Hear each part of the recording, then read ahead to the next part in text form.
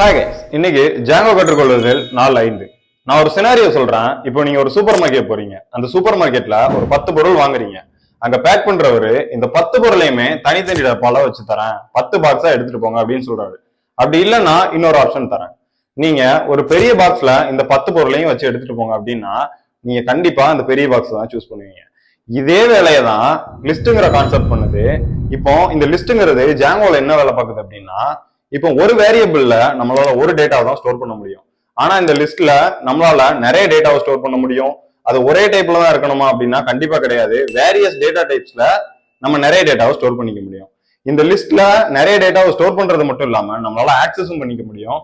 ஒரு டேட்டாவை ஆட் பண்ணணுமா ஆட் பண்ணலாம், ரிமூவ் பண்ணணுமா ரிமூவ் பண்ணலாம், எவ்வளவு டேட்டா இருக்குன்னு கூட ஈஸியா செக் பண்ணலாம். இப்போ இந்த லிஸ்ட் வந்துட்டு ஜாங்கோல என்ன ஒர்க் பண்ணுது அப்படின்னா, ஜாங்கோல நம்மளால நிறைய டேட்டாஸை ஒர்க் பண்ண வேண்டியது இருக்கும். ஸோ இந்த லிஸ்ட்ங்கிறது அங்க ரொம்பவே யூஸ்ஃபுல்லா இருக்கு.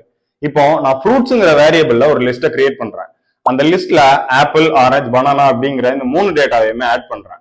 இப்போ எனக்கு வாட்டர் மெலன்ங்கிற ஒரு டேட்டாவை உள்ள எக்ஸ்ட்ராவா ஆட் பண்ணணும் அப்படின்னா ஃப்ரூட்ஸ் டாட் அப்பன்னுங்கிற ஒரு ஃபங்க்ஷன் மூலியமா என்னால ஈஸியாவே அந்த வாட்டர் மெலனை உள்ள ஆட் பண்ணிக்க முடியும்.